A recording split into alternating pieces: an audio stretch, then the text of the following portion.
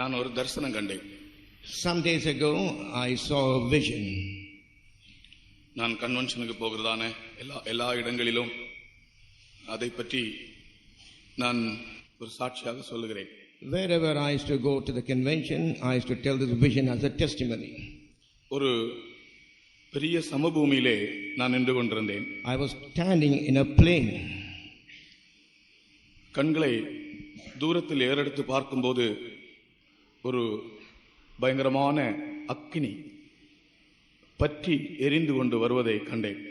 When I was lifting my eyes and looking afar off, and I saw a fire burning and coming towards.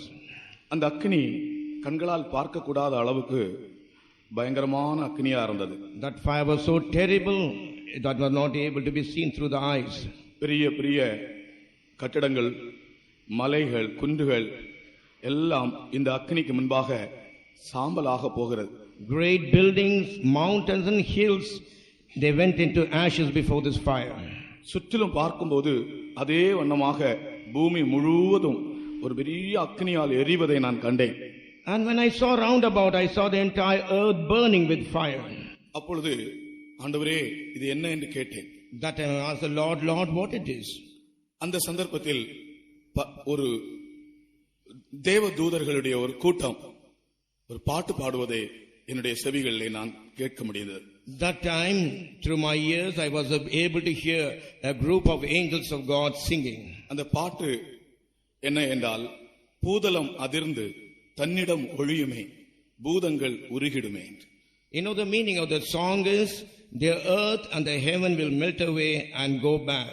இந்த பாட்டை நாம் எத்தனையோ முறை பாடியிருக்கிறோம். ஆனால் இந்த பாட்டை தூதர்கள் பாடுவது நான் கேட்டபோது உண்மையிலே அது ஒரு பெரிய மகிமையான ஒரு அனுபவமாக இருந்தது. We have sang this song on many occasions, but really when I saw the angels singing, it was so glorious to listen. என்னுடைய அனுபவத்தில் 3 சந்தர்ப்பங்களில் தூதர்கள் பாட்டு பாடுவதை நான் கேட்டிருக்கிறேன். In my experience, on 3 occasions I heard this angels singing. அதிலே ஒரு சந்தர்ப்பம் தான் இது. One occasion was this. அந்த பாட்டு இதுவரைக்கும் நம்முடைய செவிகளால் கேட்டு ருசித்திராத அளவுக்கு ஒரு மகிமையான ஒரு இன்ப சத்தமாய் காணப்பட்டது. That song was a joyful hearing. Till now what we haven't heard about, and it was so glorious. பூதலம் அதிர்ந்து தன்னிடம் ஒழியுமே, பூதங்கள் உருகிடுமே. The earth will be shaken, and the earth, and all the earth and heaven will melt away. கர்த்தருக்கு ஸ்தோத்திரம். Praise be to God. இந்த தரிசனத்தை பற்றி நான் சிந்தித்தபோது, when I was pondering upon this vision, இந்த பூமியின் மேல் வரப்போகிற ஒரு பெரிய அழிவை தான் இது காண்பிக்கிறது. This shows the great destruction which is going to come on this earth. வெகு சீக்கிரமாக இந்த பூமிக்கு ஒரு பெரிய அழிவு சம்பவிக்க போகிறது. Very soon a great destruction is going to come on this earth.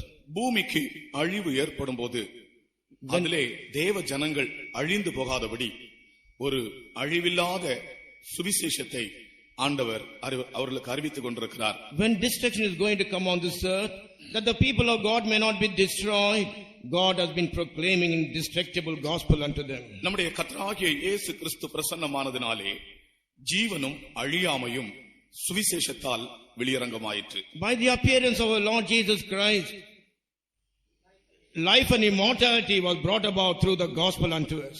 கர்த்தருக்கு ஸ்தோத்திரம். Praise be to God. ஆகையால் நாம் கேட்கிற தேவனுடைய வசனங்கள் நமக்குள்ளே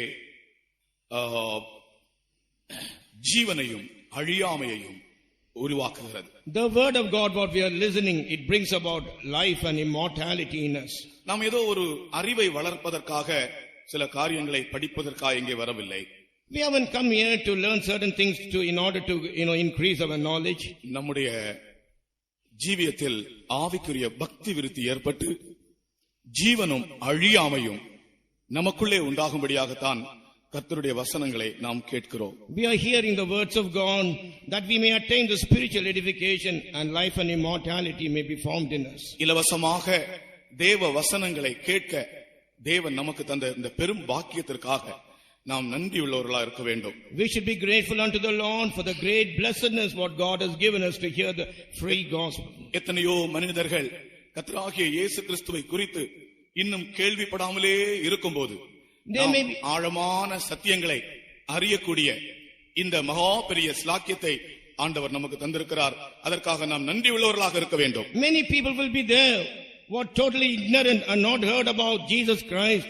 But God has given us a great blessedness to come and hear the deepest truth. For that we should be very, very grateful to the Lord. நம்முடைய கரங்களை உயர்த்தி நமக்கு ஆண்டவர் தந்திருக்கிற இந்த நல்ல சந்தர்ப்பத்திற்காக, இந்த பொன்னான வாய்ப்பிற்காக நன்றியோடு ஆண்டவரை ஸ்துதிப்போமாக. For the golden opportunity, let us all lift our hands and praise God.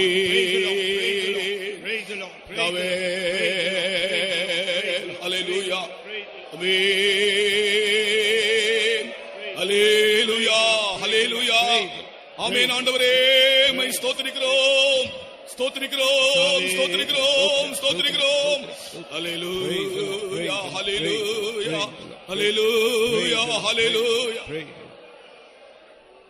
நாம் நேற்றைக்கு வாசித்த அதே வேத பகுதியை இன்றைக்கும் வாசிப்போம். Same portion, the word of God, what we read yesterday, let us continue it today also. யோவான் எழுதின சுவிசேஷம் 14ஆம் அதிகாரம், Gospel of John, 14th chapter.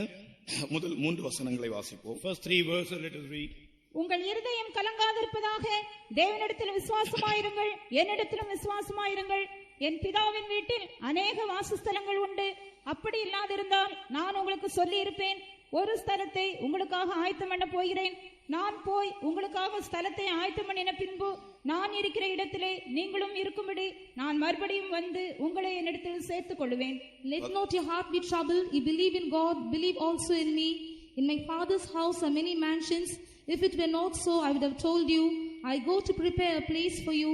And if I go and prepare a place for you, I will come again and receive you unto myself, that where I am, there ye may be also. 18ஆம் வசனம் கூட வாசிப்போம். Let us read verse 18 also.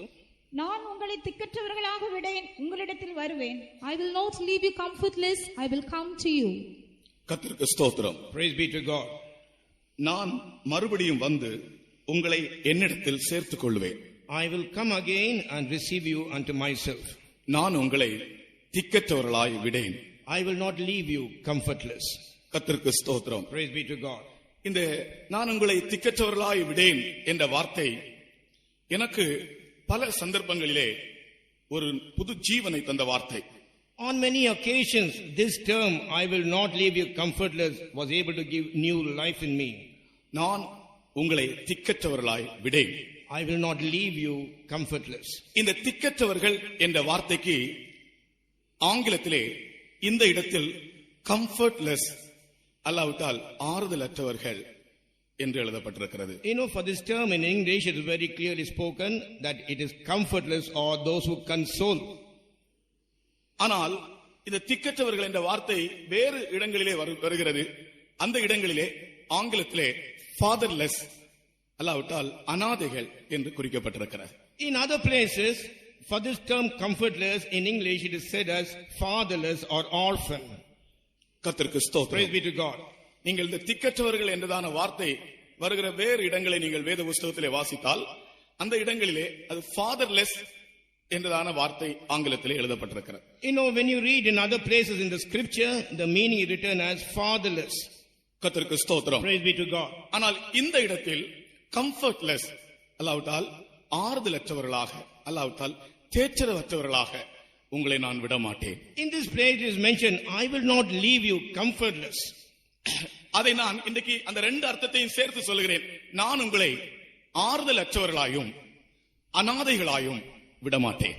I will not leave you comfortless nor as an orphan. நாம் எல்லாரும் அந்த வசனத்தை இப்படி சொல்லுவோமாக. Let us all say this verse in this way. நான் உங்களை ஆறுதலற்றவர்களாயும் அனாதைகளாயும் விட மாட்டேன். I will not leave you comfortless or fatherless. இந்த வார்த்தையை நீங்கள் எல்லாரும் உங்களுக்குள்ளே நீங்கள் சொல்லுங்கள். All of you tell this verse within yourself. இது கர்த்தராகிய இயேசு தாமே நமக்கு சொன்னதான வார்த்தை. This word is the same word what Lord Jesus Christ himself spoke to us. நான் உங்களை ஆறுதலற்றவர்களாயும் அனாதைகளாயும் விட மாட்டேன். I will not leave you comfortless or fatherless. கர்த்தருக்கு ஸ்தோத்திரம். Praise be to God. நான் உங்கள் அண்டை மறுபடியுமாய் வருவேன். I will come again unto you. ஆகையினால் தான் தம்முடைய ஜனத்தை ஆறுதல் படுத்தும்படிக்கு தேற்றரவாளனாகிய பரிசுத்த ஆவியை முதலாவது அவர் அனுப்பினார். In order to comfort his people, Lord sent the Holy Spirit, the comforter, unto them. கர்த்தருக்கு ஸ்தோத்திரம். Praise be to God. எனக்கு இந்த வார்த்தையை சொல்லும்போது எனக்கு ஒரு சம்பவம் ஞாபகம் வருகிறது. When I was telling this, I remember an incident. ஒரு தடவை நான் ஒரு பள்ளிக்கூடத்திலிருந்து பிள்ளைகள் வெளியே வருகிறார்கள். ஒரு 4 மணி அளவு இருக்கும். அந்த சந்தர்ப்பத்தில் நான் என்னுடைய வண்டியை ஓட்டிக்கொண்டு அந்த பள்ளிக்கூடத்தில் வாசல் பக்கத்திலே போக வேண்டிய ஒரு சந்தர்ப்பம் வந்தது. Maybe it was 4 o'clock when the school children were coming out of the school. That time I was riding my 4-wheeler and I was going through that path. பள்ளிக்கூடத்திலிருந்து பிள்ளைகள் எல்லாரும் வருகிறார்கள். அவர்களுடைய பிள்ளைகளை அவர்களுடைய வீட்டார் வந்து கொண்டு போகிறார்கள். All the school children are coming out of the school and parents of their respective children, they are coming and taking the children to the houses. எல்லா பிள்ளைகளும் போன பிற்பாடு ஒரு பையன் மட்டும் தனியே அங்கே நின்று அழுது கொண்டு நின்றான். When all the school children left that place, one boy all alone was crying there. இவன் அழுகிற அழுகையை கண்டு அங்கே நின்ற 2-3 பேர் அங்கே வந்தார்கள். Hearing his cry, 2 to 3 people came near him. மிகவும் கசந்து அழுது கொண்டிருந்தான். He was weeping bitterly. அப்பொழுது நானும் என்னுடைய வண்டியை நிறுத்திக் கொண்டு இவ என்ன நடக்கிறது என்று பார்க்கலாம் என்று ஓரத்தில் நின்று பார்த்து கொண்டே நின்றேன். Even I stopped my vehicle and I was observing as to what is taking place. ஒரு 10 நிமிடங்கள் அவன் அழுதிருப்பான். Maybe for 10 minutes he would have been crying. மற்ற எல்லா பிள்ளைகளும் போய்விட்டார்கள். All other children are left out. ஒரு 10 நிமிடத்திற்கு பிற்பாடு திடீரென்று ஒரு கார் அங்கே வந்தது. After 10 minutes, suddenly a car appeared in that place. அந்த பையனுடைய அப்பா கார்ல இருந்து இறங்கி ஓடி போய் இவனை எடுத்து, மகனே டிராபிக் ஜாம் ஆகி போச்சு மகனே, அதனால தாண்டா லேட் ஆயிடுச்சுன்னு சொல்லி அவனை ஆறுதல் படுத்தி அந்த காருக்குள்ளே வைத்து கார்ல கொண்டு போனார். Father of that boy immediately got down from the car, ran to the child. He said, "Son, I'm sorry, because of the traffic jam I got late." He embraced the son immediately and took him into the car. தகப்பன் வருவார் என்று ஆவலோடு எதிர்நோக்கி இருந்த பையன் தகப்பன் காணாததை உணர்ந்து கசந்து அழுதான். Boy was anticipating when his father will come, and when he could not see the father coming there, he was weeping bitterly. இதுபோலவே இயேசு கிறிஸ்து வருவார் என்று எதிர்பார்த்து கொண்டு ஒரு கூட்டம் ஜனங்கள் இந்த உலகத்தில் தவித்துக் கொண்டே இருக்கிறார்கள். One group of people on this earth, they have been travailing and weeping, waiting when Jesus will come. அவர்களுக்கு ஆறுதல் சொல்லும்படியாக கர்த்தர் சொன்ன வார்த்தை தான், நான் உங்களை திக்கற்றவர்களாய் விடேன். In order to comfort them only, the word what Jesus spoke to them, he said, "I will not leave you comfortless." உங்களை நான் ஆறுதல் அற்றவர்களாய் விடேன். I will not leave you comfortless. நம்மை ஆறுதல் படுத்தும்படிக்கு, நம்மை தேற்றும்படிக்கு தேற்றரவாளனாகிய பரிசுத்த ஆவியை ஆண்டவர் நமக்கு தந்திருக்கிறார். Lord has given us the comforter, the Holy Spirit, in order to comfort us and to console us. இந்த கடைசி நாட்களில் பரிசுத்த ஆவியினாலே இருதயங்களில் ஆறுதல் அடைகிற ஜனங்கள் மாத்திரம் உங்களுடைய கரங்களை உயர்த்தி ஒரு அல்லேலூயா சொல்லுங்கள். In these last days, those people, amen, hallelujah, hallelujah, ஹalleluya, ஹalleluya, ஹalleluya. இந்த ஊழியத்திற்கு ஆண்டவர் என்னை அழைத்தபோது, when Lord called me unto this ministry, எனக்கு ஒரு பக்கத்துல நான் பிரதிஷ்டை பண்ணின ஆண்டவருடைய ஊழியத்திற்கு வர வேண்டும் என்று, on one side I consecrated myself that I'll come and serve the Lord. ஆனால் மறுபக்கத்திலே எனக்கு ஒரு பயம் இருந்து கொண்டிருந்தது. On the other side, a fear was taking hold of me. எப்படி இந்த ஊழியம் செய்ய முடியும்? How can I do this ministry? எப்படி நிற்க முடியும்? How can I stand in this? இப்படி ஒரு பயம் என்னுடைய இதயத்திற்குள்ளே இருந்தது. Such kind of fear came in my heart. நான் ஒரு நாள் ராத்திரி கர்த்தரிடத்திலே இப்படி ஒரு கேள்வி கேட்டேன். One night I asked a question unto the Lord in this way. கர்த்தாவே, பயமா இருக்கு கர்த்தாவே. Lord, I am afraid. நான் எப்படி இந்த ஊழியம் செய்வேன்? How can I do this ministry? பயமா இருக்கு ஆண்டவரே. Lord, I am afraid. கர்த்தர் ஒரு வார்த்தை என்னோடு சொன்னார். Lord told me one word. அது என்ன தெரியுமா? You know what it is? என்னுடைய அபிஷேகம் உன்னோடு இருக்கிறது. My anointing is with you. என்னுடைய அபிஷேகம் உன்னோடு உண்மையில் இருக்கிறது. My anointing is upon you. கர்த்தருக்கு ஸ்தோத்திரம். Praise be to God. அந்த வார்த்தை தான் இதுவரைக்கும் என்னை நடத்தியது. That word only has led me up to this moment. அதே வார்த்தையை தான் பாஸ்டர் சி ஜான் அவர்கள் என்னிடத்திலே கூறினார்கள். The same word only Pastor C. John told me. கர்த்தருடைய அபிஷேகம் உண்மையில் இல்லையோ என்று. Is not the anointing of the Lord on you? ஏதாவது ஒரு சந்தர்ப்பம், ஒரு துக்ககரமான அல்லாவிட்டால் ஆறுதல் இல்லாத ஒரு சந்தர்ப்பம் வரும்போது இந்த அபிஷேகம் தான் ஆறுதல் படுத்துகிறது. During the time of sorrow or when you are comfortless, only this anointing used to comfort me. ஆகையால் யாராலும் உங்களுடைய இருதயத்திலே துக்கமோ வருத்தத்தோடு இருந்தால் இன்றைக்கு ஆண்டவர் உங்களுக்கு சொல்லுகிறார், நான் உங்களை ஆறுதலற்றவர்களாய் விடேன். If there is anyone who is filled with sorrow or problems in your heart, today Lord is telling you, I will not leave you comfortless. அடுத்த அர்த்தத்திலே சொல்லுகிறேன், நான் உங்களை அநாதைகளாய் விடேன். In other meaning, I'm telling you, I will not leave you fatherless. நான் உங்களை அனாதைகளாய் விடேன். I will not leave you fatherless. ஆனால் ஒரு கூட்டம் ஜனங்கள் இந்த உலகத்தில் ஆண்டவருடைய அன்பின் நிமித்தம் அவரை பின்பற்றுவதன் நிமித்தம் தங்களை அனாதைகளாக்கி கொண்டவர்கள் உண்டு. There is a group of people, because of the love of God, because of their love towards God, because of their great faith, they made themselves fatherless or orphans on this earth. அந்த அனாதைகளுக்கு தான் கர்த்தர் சொல்லுகிறார், உங்களை நான் அனாதைகளாய் விடமாட்டேன், நான் வருவேன் என்று. Unto the fatherless only God says, I will not leave you fatherless, I will come again to you. ஆகையால் இந்த வாக்குத்தத்தம் நமக்கு பலிக்க வேண்டும் என்றால் இப்பொழுது இந்த உலகத்திலே நம்மை நாம் அனாதைகளாக்கி கொள்ள வேண்டும்.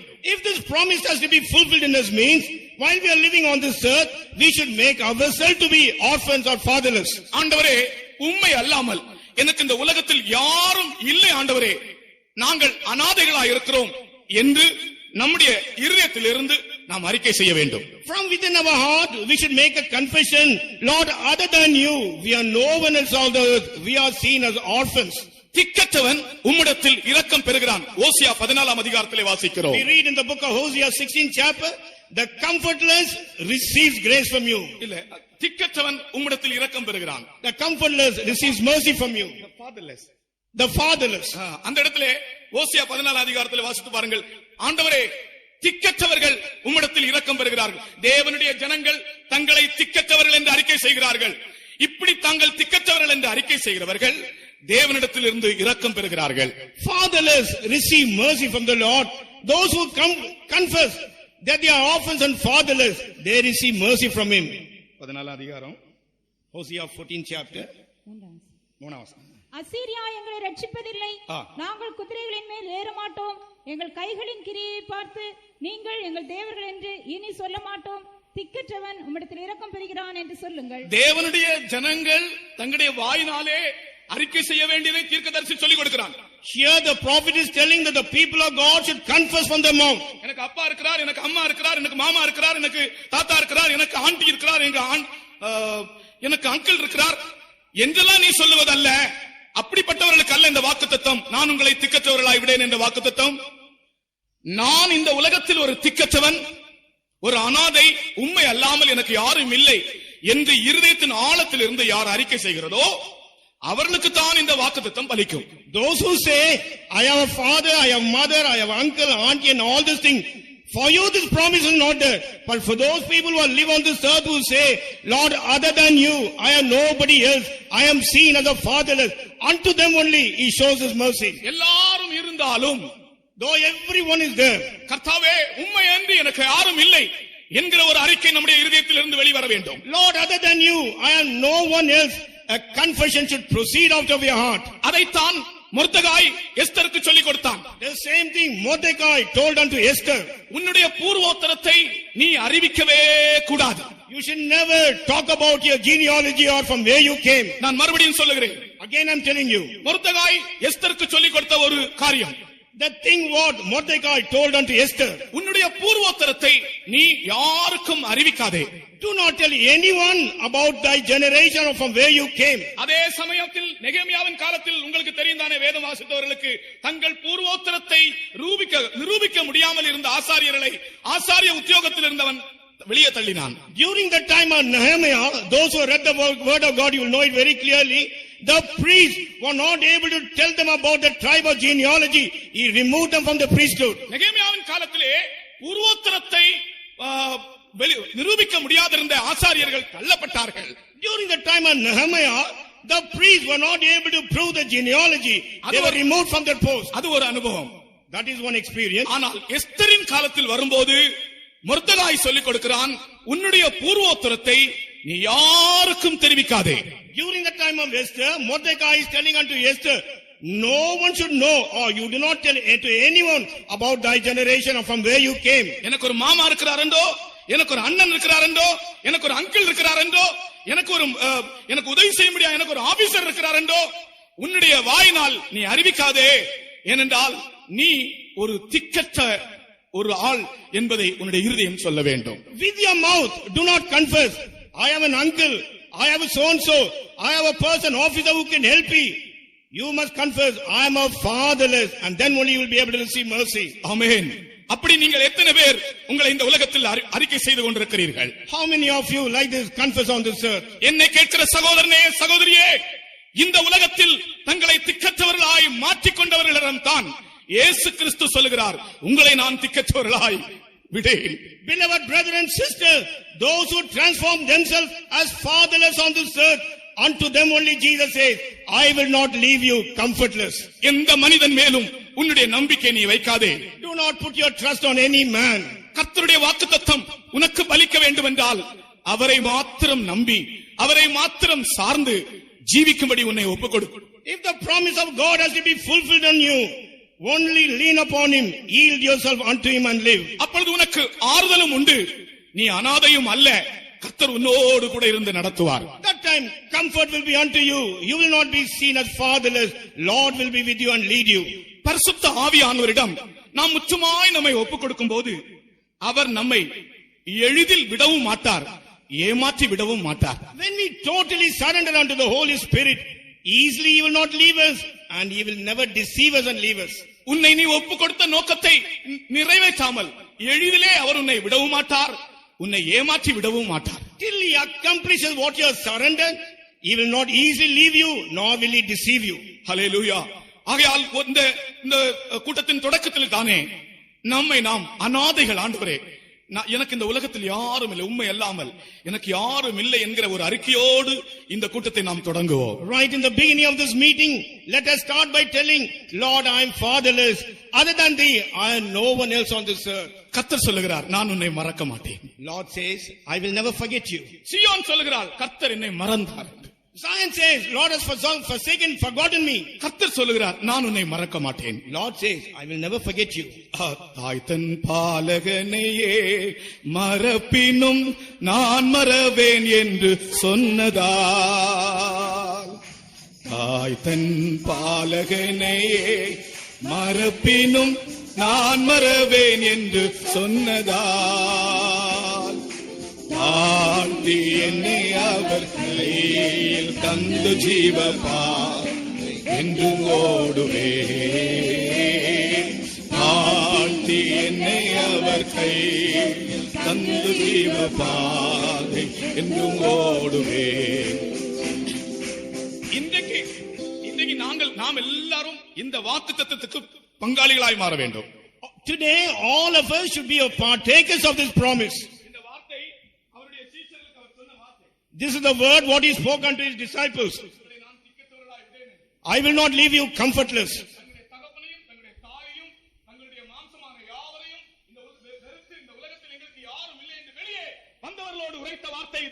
Those disciples who left their father, mother, kith and kin and came out, unto them Jesus spoke these words. கர்த்தருக்கு ஸ்தோத்திரம். Praise be to God. இப்படிப்பட்ட அநாதைகளை நான் அநாதையாய் விட மாட்டேன், திரும்பி வந்து சேர்த்துக் கொள்வேன் என்று சொல்கிறார். He says unto the fatherless, I will not leave you orphan, again I'll come and receive you unto myself. அந்த வைராக்கிய உணர்ச்சியோடு திரும்பவும் அந்த கோரஸை பாடுவோம். With that zeal, let us once again sing that chorus. தாய் தன் பாலகனையே மறப்பினும் நான் மறவேன் என்று சொன்னதால், ஆமென். தாய் தன் பாலகனையே மறப்பினும் நான் மறவேன் என்று சொன்னதால், ஆழ்த்தி என்னை அவர் கையில் தந்து ஜீவபாதை என்று ஓடுவே.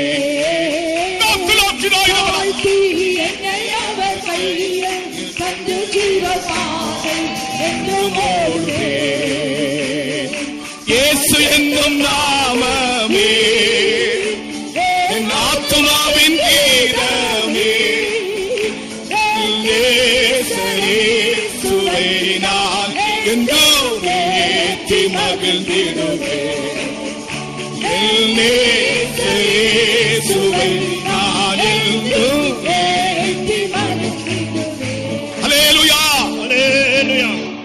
நான் உங்களை திக்கற்றவர்களாய் விடேன், உங்களை நான் ஆறுதலற்றவர்களாய் விடேன். I will not leave you comfortless. இந்த வார்த்தையை கர்த்தர் சொல்ல காரணம் என்ன? What is the reason for Lord to tell these words? இந்த உலகத்தில் தன்னுடைய ஜனங்கள் எப்படி இருக்கிறார்கள் தெரியுமா? You know how his people are living on this earth?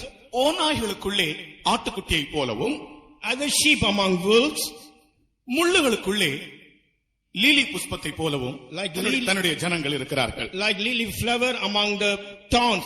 Just there, like this the people of God are. ஆகையினால் தான் உங்களை நான் ஆறுதலற்றவர்களாய் விடேன் என்று சொன்னார். That is why he told them, I will not leave you comfortless.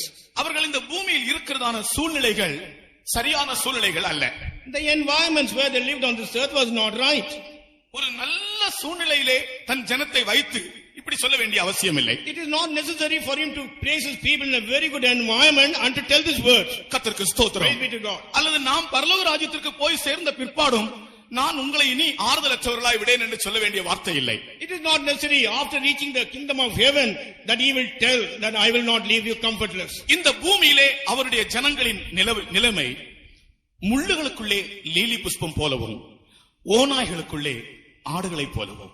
Condition of his people upon this earth were like the sheep among wolves, like the lily flower among thorns. கர்த்தருக்கு ஸ்தோத்திரம். Praise be to God.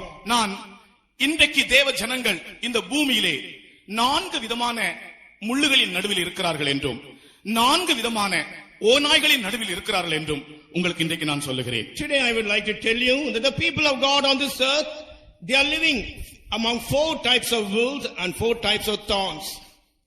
வாசிங்கள் அந்த முள்ளுகளுக்குள்ளே lily புஷ்பம் எப்படி இருக்கிறதோ அந்த வசனத்தை வாசிங்கள். உன்னத பாட்டு Songs of Solomon. முள்ளுகளுக்குள்ளே lily புஷ்பம் எப்படி இருக்கிறதோ முள்ளுகளுக்குள்ளே லீலி புஷ்பம் எப்படி இருக்கிறதோ அப்படியே குமார்த்திகளுக்குள்ளே எனக்கு பிரியமானவளும் இருக்கிறாள். அப்படியே எனக்கு பிரியமானவளும், அதாவது கர்த்தருடைய ஜனங்கள் முள்ளுகளுக்குள்ளே இருக்கிறார்கள். Like that, those who are beloved or the people of God are there among thorns. இந்த முள் என்பது என்ன? What is this thorn? இன்றைக்கு நாம் நம்மை குறித்து பார்க்கும்போது 4 விதமான முள்களின் நடுவிலே தேவ ஜனங்கள் உலகத்தில் இருக்கிறார்கள். When we consider ourselves, we can find that the people of God are living among 4 types of thorns. முதலாவது முள் என்று சொல்வது 2 சாமுவேலிலே வாசிக்கிறோம் 23ஆம் அதிகாரத்தில். The first type of thorn we read in the book of 2 Samuel. பேலியாளின் மக்கள் எரிந்துவிடும் முள்ளுக்கு சமமானவர்கள். Children of Belial are equal unto the thorns which is burned. அதாவது தேவனுடைய ஜனங்கள் இந்த உலகத்திலே பாவத்தின் நடுவிலும் பாவிகள் நடுவிலும் இருக்கிறார்கள். People of God are living among sinners and amid sin. கர்த்தருக்கு Praise ஸ்தோத்திரம். be to God. சூழ்நிலை சரியல்ல. Circumstances are not good. இந்த உலகத்தில் தேவனுடைய ஜனங்கள் பாவிகள் நடுவிலும் பாவத்தின் நடுவிலும் காணப்படுகிறார்கள். These days, the people of God are among the sinners and amid sin on this earth. பேலியாளின் மக்கள் எரிந்து விடப்படுகிற முள்ளுக்கு சமமானவர்கள். Children of Belial are compared unto the burning thorns. அது பாவத்தையும் பாவிகளையும் காண்பிக்கிறது. That shows sin and sinners. 2 Samuel 23:6 வசனத்தை வாசித்து பாருங்கள். Read 2 Samuel 23:6. பேலியாளின் மக்கள் அனைவருமோ கையினால் பிடிக்கப்படக்கூடாததாய் எரித்து போடப்பட வேண்டிய முள்ளுக்கு சமானமானவர்கள். முள்ளுகளின் நடுவிலே, இங்கிலீஷ்ல படிங்க. But the sons of Belial shall be all of them as thorns thrust away, because they cannot be taken with hands. முள்ளுகளின் நடுவிலே இருக்கிற தேவ ஜனங்கள், அல்லாவிட்டால் அவருக்கு பிரியமானவள், அவருடைய மனவாட்டி, இந்த பாவத்தின் நடுவிலும் பாவிகள் நடுவிலும் தான் இந்த உலகத்தில் காணப்படுகிறாள். The people of God or the bride of Christ who are living among thorns, they are living on this earth amidst the sinners and sin. இவர்கள் நடுவிலே Among them, இவள் எப்படி இருக்க வேண்டும்? how can she live? இந்த முள்ளுகள் நடுவில் இவள் தன்னுடைய வேறுபாட்டின் ஜீவியத்தை காத்துக்கொள்ள வேண்டும். Amidst this thorn, she has to preserve the life of separation. அப்பொழுதுதான் அவளுக்கு ஆறுதல் உண்டாயிருக்கும். Then only comfort will be seen in her. முள்ளுகள் ஆகிய பாவத்திலும் நடுவிலும் பாவிகள் நடுவிலும் ஜீவிக்கிறவர்கள் தங்கள் வேறுபாட்டின் ஜீவியத்தை காத்துக்கொண்டால் மட்டுமே இருதயத்தில் ஆறுதலை அவர்கள் அடைவார்கள். Only people of God, the thorns which is seen as sinners and sin, amidst them, if they keep the separated life, they will be comforted. தாமரை இலையிலே தண்ணீர் ஒட்டாதது போல, As the water will not cling on to the lotus. அவர்கள் பாவத்தின் நடுவில் ஜீவிக்கிறார்கள், பாவிகள் நடுவில் ஜீவிக்கிறார்கள். ஆனால் இவர்களுக்குள்ளோ பாவம் ஒட்டிக்கொள்வதில்லை. They are living among sinners. They are living amid sins. The sin will not cling on to them. ஆகையினால் தான் தேவனுடைய மனுஷன் என்று அழைக்கப்படுகிறவனுக்கு ஒரு வேறுபாட்டின் ஜீவியம் அவசியம். That is why a man who is called as the man of God, life of separation is very essential. அந்த வேறுபாட்டின் ஜீவியத்தை எல்லா இடங்களிலும் காத்துக்கொள்ளும் போது நமக்குள்ளே ஆறுதல் நிரம்பி வரும். When we preserve the life of separation in all the places, comfort will come to us. எந்த இடத்தில் வேறுபாட்டின் ஜீவியத்தை நஷ்டப்படுத்துகிறோமோ நம்முடைய இருதயத்தில் இருக்கிற ஆறுதலும் இழந்து விடுவோம். In which place we lose the life of separation, the comfort what we have in heart, we will lose it. நீங்க ஆண்டவருக்காக வேறு பிரியும் போதுதான் பரிசுத்த ஆவியானவர் உன்னை பாதுகாக்க முடியும். Only when you get separated for the Lord, the Holy Spirit can preserve you. கர்த்தருக்கு ஸ்தோத்திரம். Praise be to God. அடுத்ததாக இரண்டாவது முள். Second thorn. இரண்டாவது முள் என்ன தெரியுமா? You know what is the second thorn? ஜாதிகளுடைய நிந்தையும் அவமானங்களும். Reproach and shame of the nations.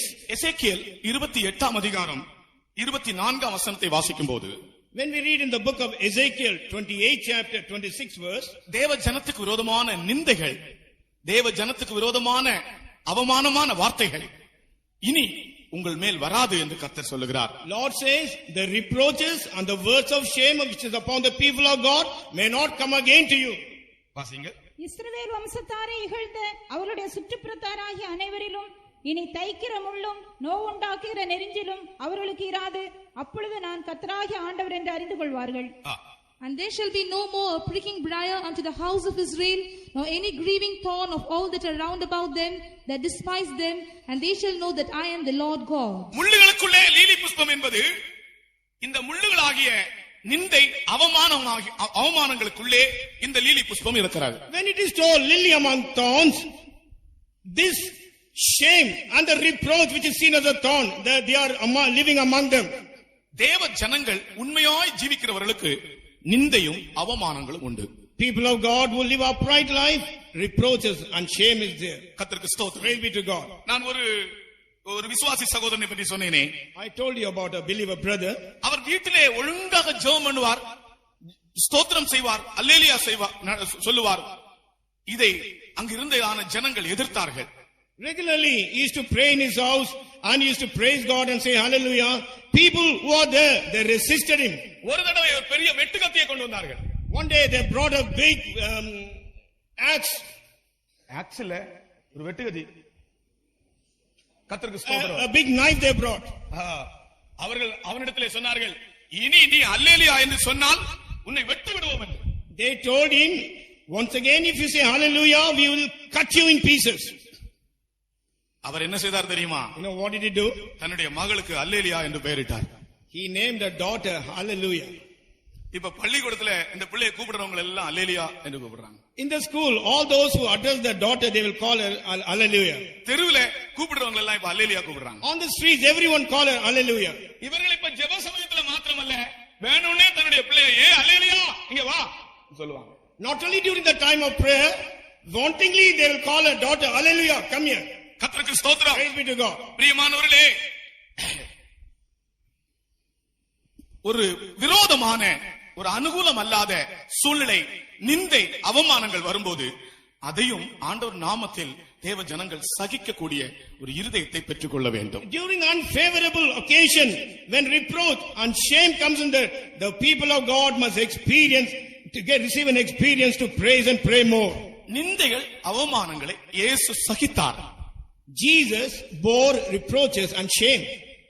அதே போல தேவ ஜனத்துக்கு நிந்தைகள் வரும்போது, அவமானங்கள் வரும்போது, பழிச்சொற்கள் வரும்போது, இழிவான வார்த்தைகள் வரும்போது தேவ ஜனங்கள் செய்ய வேண்டிய ஒரு காரியம், அதை சகிக்க வேண்டும்.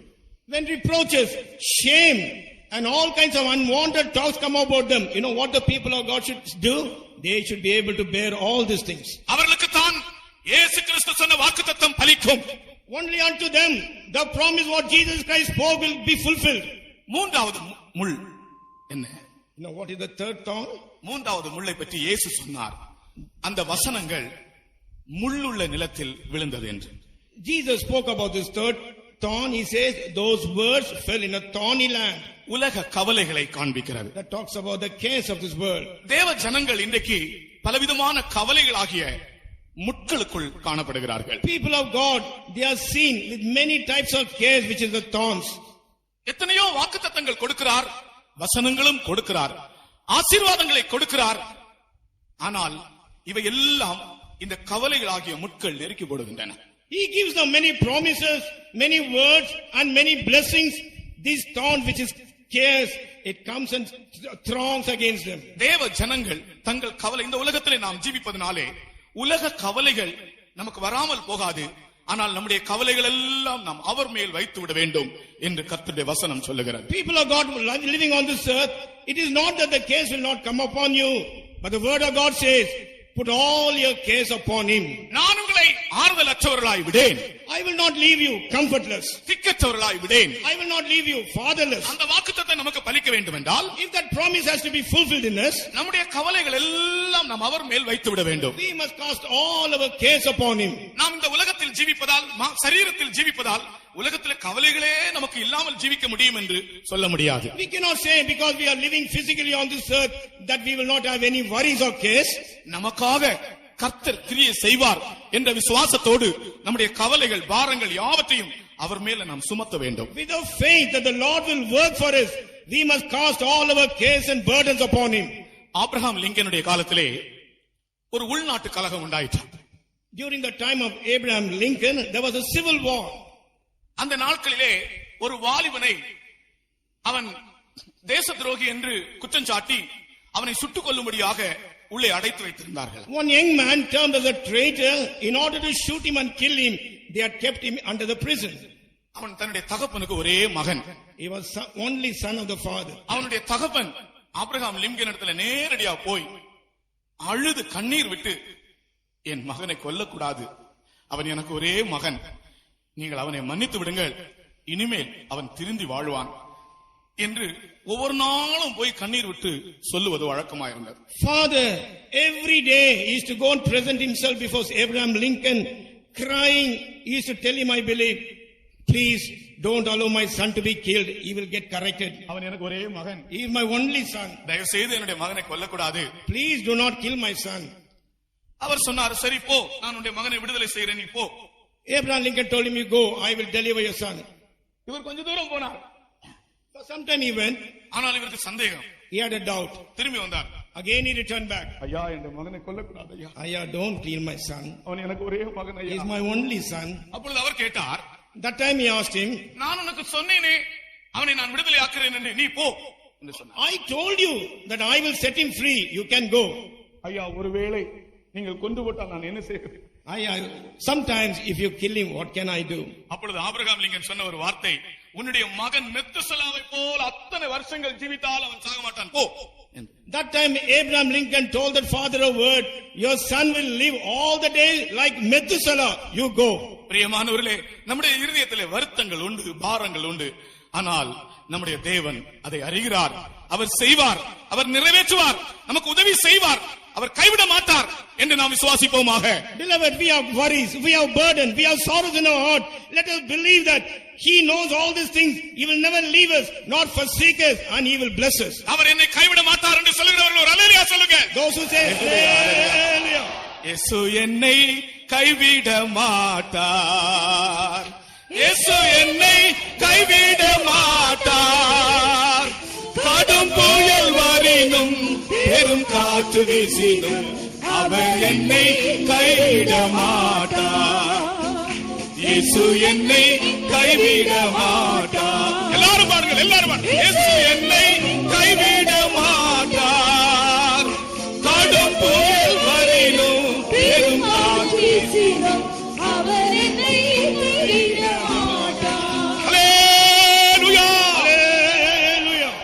நமக்கு சமயம் இல்லை, இல்லாட்ட அப்படி பாடிட்டே இருக்கலாம். We have no time, we can continue to sing. அடுத்து நாலாவது முள். Fourth thorn. நாலாவது முள் என்ன தெரியுமா? You know what is that fourth thorn? உங்க எல்லாருக்கும் தெரியும், பைபிள் வாசித்தவங்களுக்கு தெரியும். All those who knows the Bible, you know about this. அப்போஸ்தலனாகிய பவுல் சொல்கிறார், என்னுடைய சரீரத்திலே ஒரு முள் கொடுக்கப்பட்டிருந்தது. Apostle Paul says, a thorn was given in my flesh. இன்றைக்கு முள்ளுகளுக்குள் லீலி புஷ்பம் இருப்பது போல பலவிதமான கொடிய வியாதிகள் மத்தியிலே தேவனுக்கு பிரியமானவள் இருக்கிறாள்.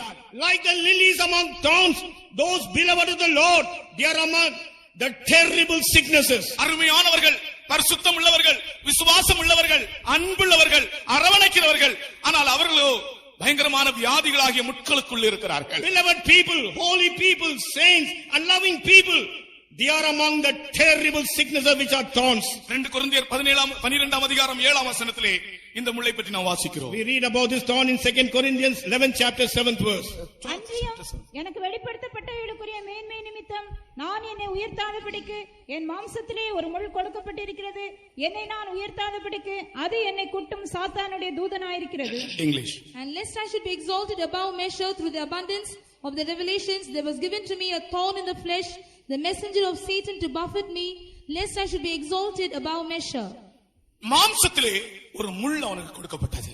A thorn was given unto him in his flesh. வைராக்கியமான ஒரு அப்போஸ்தலன். He was a very zealous apostle. சத்தியத்தை நிலைநாட்டினாள். He planted the truth. உபதேசத்தை நிரூபித்தவர். He proved the doctrines. புறஜாதியாருக்கு சுவிசேஷத்திற்காக வேறுபட்டு இறங்கினவர். He rose to proclaim the gospel unto the Gentiles. அவருக்கோ சரீரத்தில் ஒரு முள். For him a thorn in his flesh. என்னுடைய சரீரத்தில் ஒரு முள் கொடுக்கப்பட்டிருந்தது. A thorn is given in my flesh. இன்றைக்கு அவருக்கு அருமையானவள் ஆண்டவருடைய பிள்ளைகள் எத்தனையோ பேர் இந்த முள்ளாகிய வியாதிகளுக்குள்ளே நெருக்கப்பட்டுக் கொண்டிருக்கிறார்கள். People of God who are beloved of the Lord, many people they have been oppressed by the thorn in the flesh, which is the sickness. அவரை விசுவாசிக்கிறவர்களுக்கு வியாதியினின்றும் அவர் விடுதலை தருகிறார்.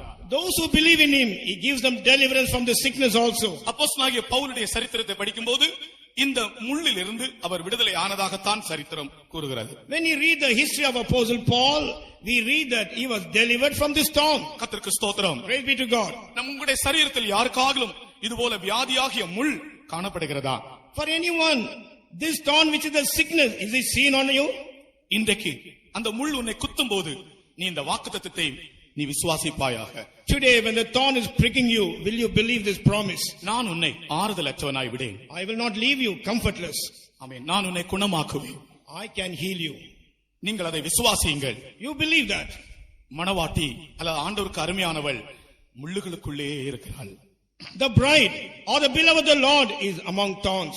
யாருக்காகவும் சரீரத்தில் இப்படிப்பட்டதான வியாதிகள் இருந்தால் திரும்ப நாங்கள் அந்த கைவிட மாட்டார் என்கிற கோரஸை பாடுகிறோம். கர்த்தர் உங்களை சௌக்கியமாக்குகிறார். If there is anyone who has got this kind of sickness in your body, we are going to sing this chorus and Lord is going to heal you. ஆமென். வியாதி ஒரு பெரிய மலையை போல் வருகிறது. Sickness is like a huge mountain. ஒரு பெரிய மலையை போல் வருகிறது. It comes like a huge mountain. ஒரு பெரிய புயலை போல் வருகிறது. Like a huge tempest. யோபு தன்னுடைய வியாதியை பற்றி சித்தரிக்கும் போது அவர் சொல்லுகிறார் ஒரு பெரிய புயல் என்று சொல்லுகிறார். When Job is describing about his sickness, he says it is like a great tempest. இயேசு கிறிஸ்து வியாதியை பற்றி சொல்லுகிறார் இந்த மலையை பார்த்து நீங்கள் கட்டளையிடலாம் என்று. Jesus Christ looking unto the sickness, he says look unto the mountain and say to be removed. புயலாகிய வியாதி அல்லது வியாதியாகிய புயல் வியாதியாகிய மலை இன்றைக்கு முற்றிலுமாய் கர்த்தர் அகற்றப் போகிறார். Sickness which is the tempest, sickness which is the mountain, Lord is going to remove it totally. அருமையான ஊழியக்காரர்கள் அருமையான விசுவாசிகள் எத்தனையோ பேர் வியாதிக்கு அடிமையா இருப்பது ஆண்டவருக்கு சித்தம் அல்ல. கர்த்தர் விடுவிக்கிறார். Beloved servants of God, beloved believers, it is not the will of God that they should be under the bondage of sickness.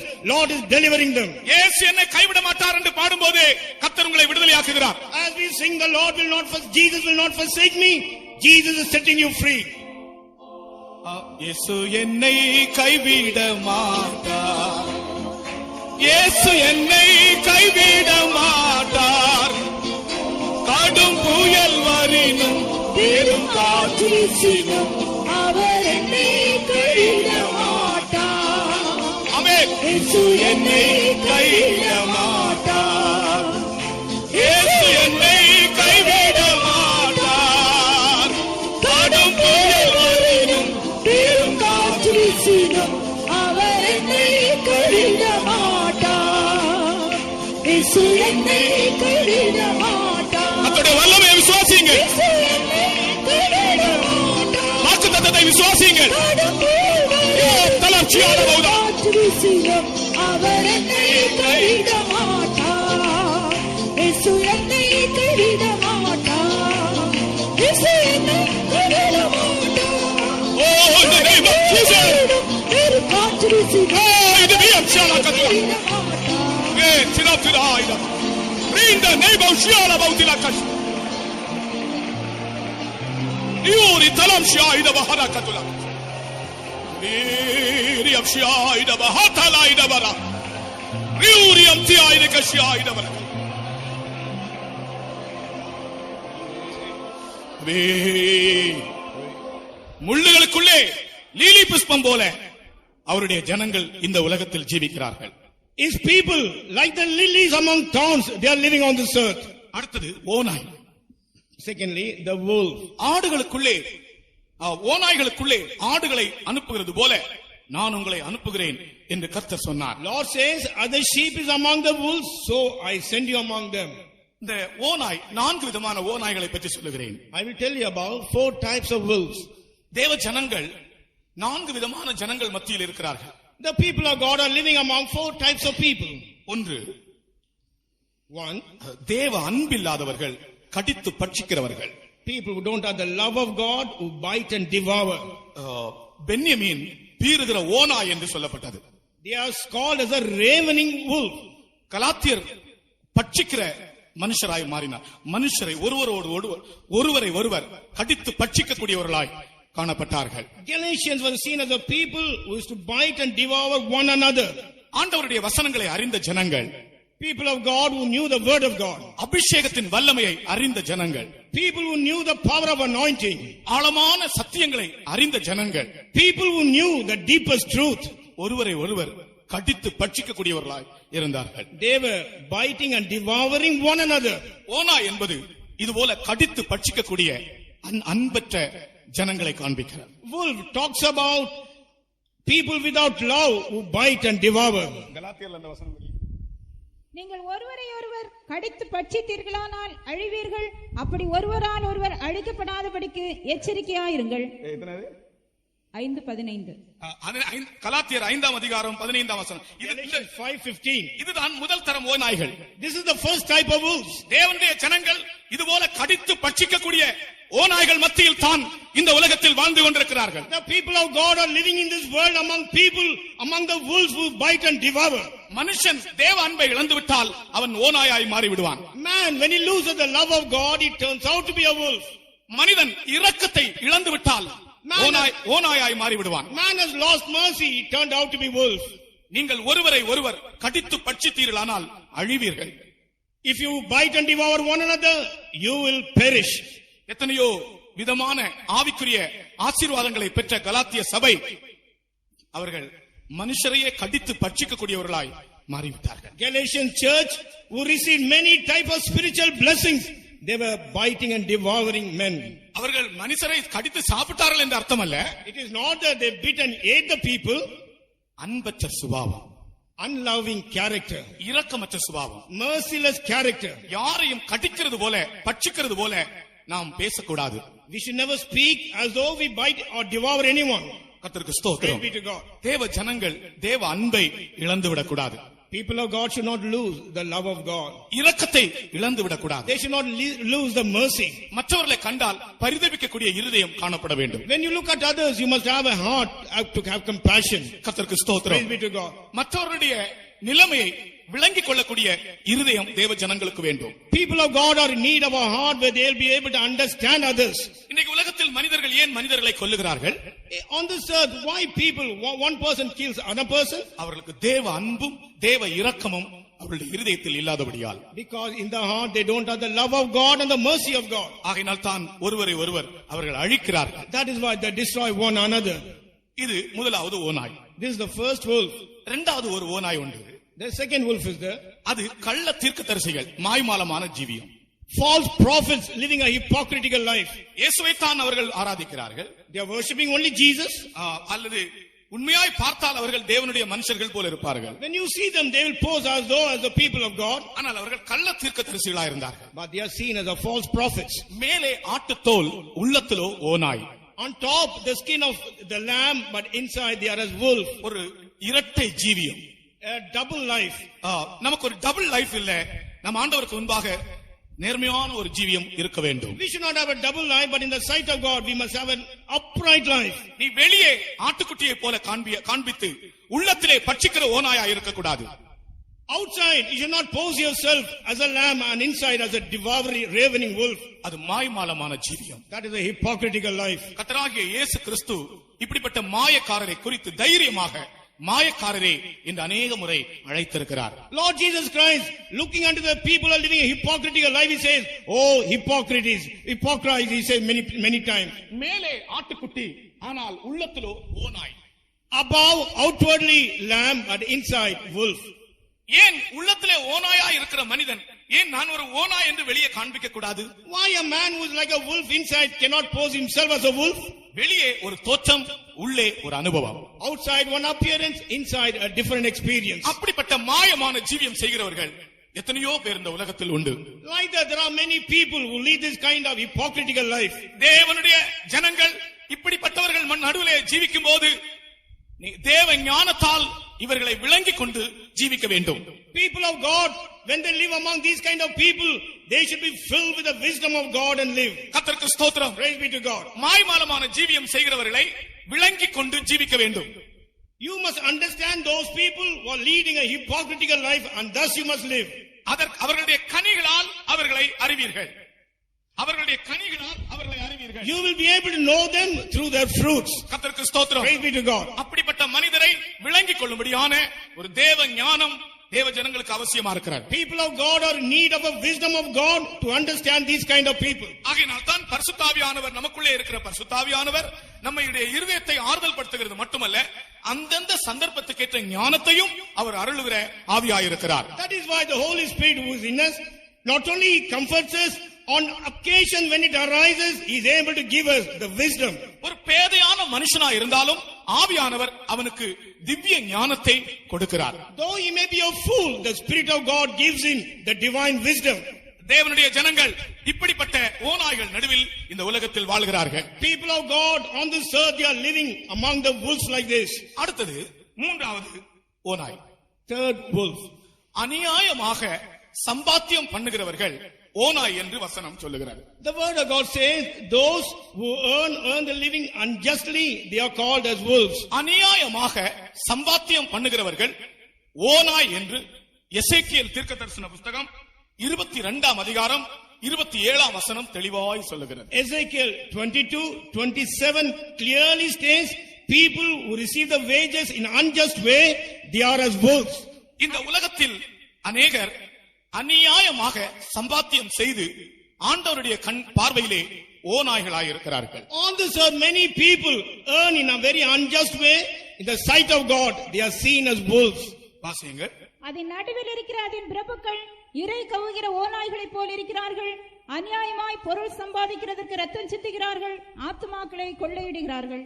Her princes in the midst thereof are like wolves ravening the prey, to shed blood and to destroy souls, to get dishonest gain.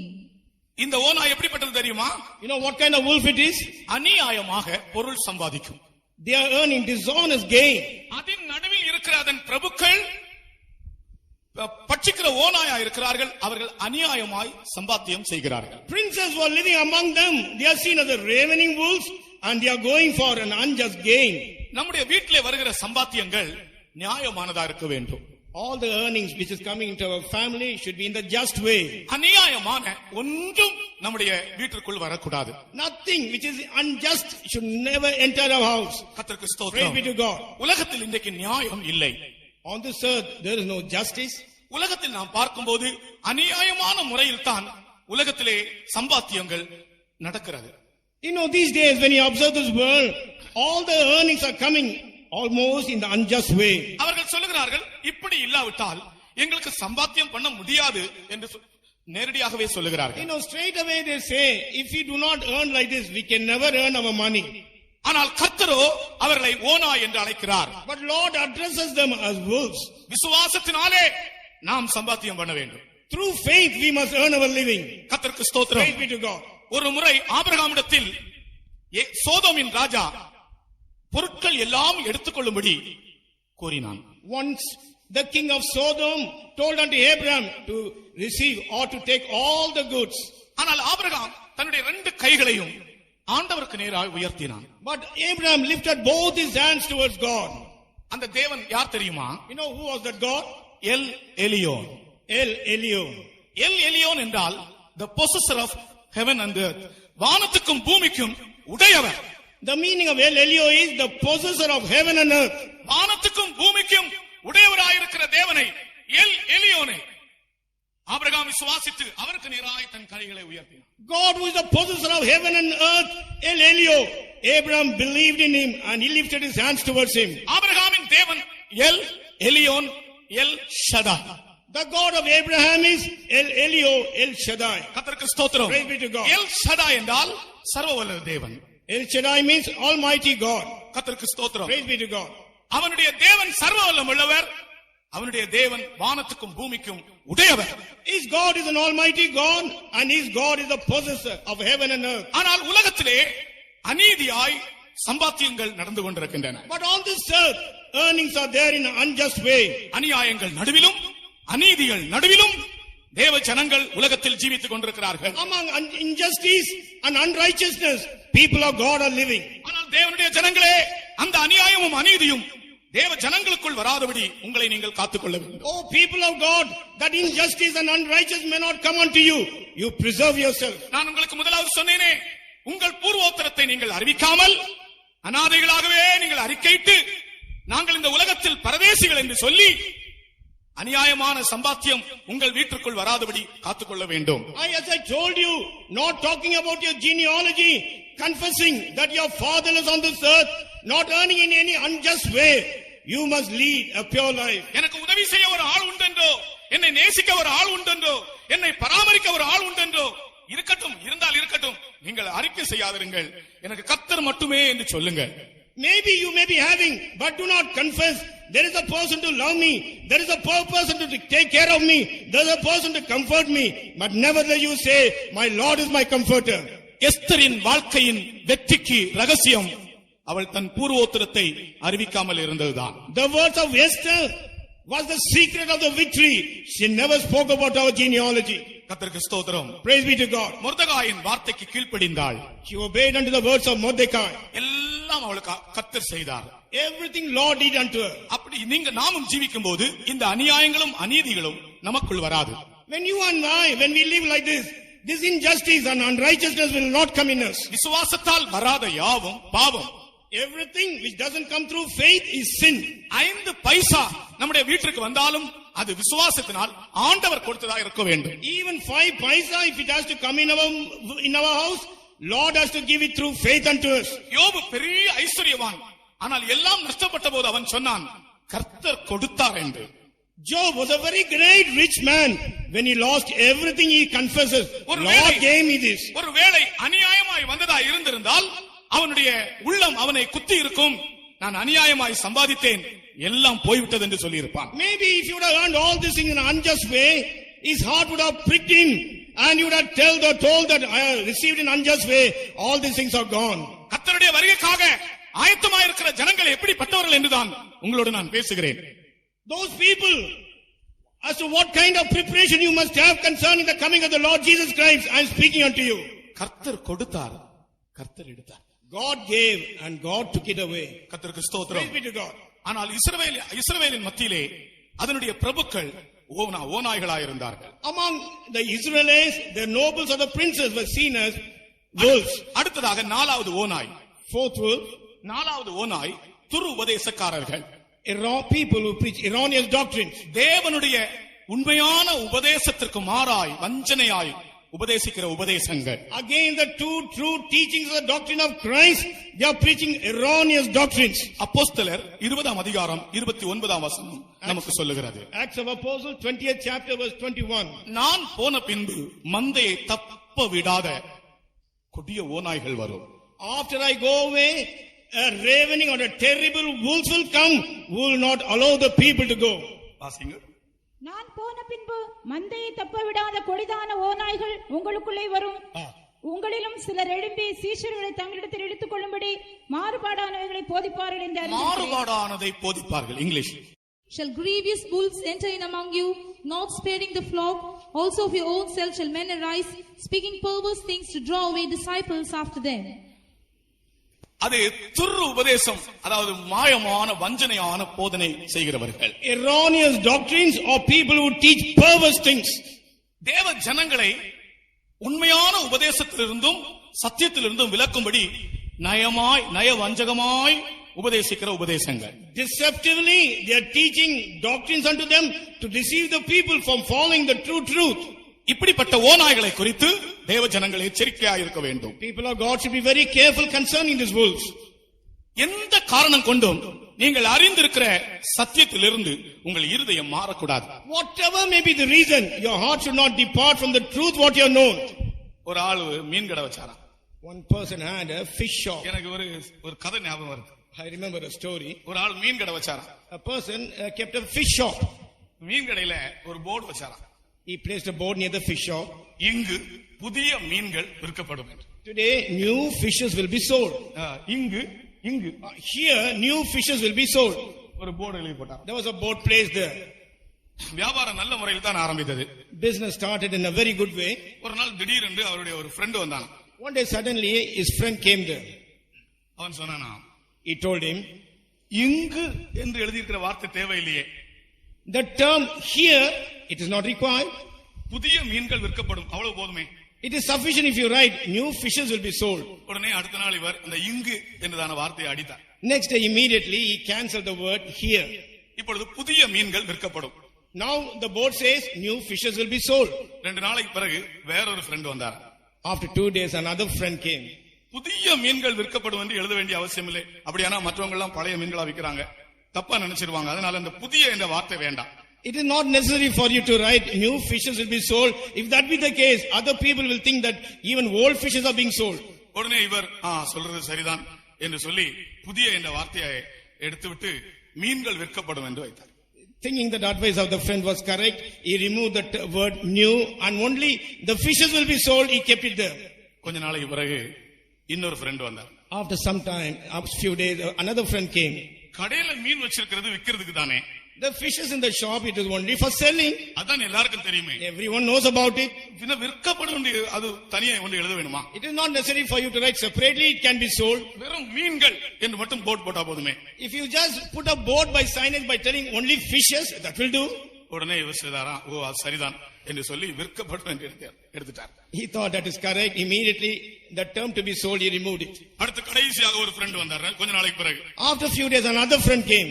எப்ப மீன் கடையில மீன் வச்சிருக்கிறது தான் எல்லாருக்கும் தெரியுமே, இப்ப நாங்க மீன் எழுதணுமா?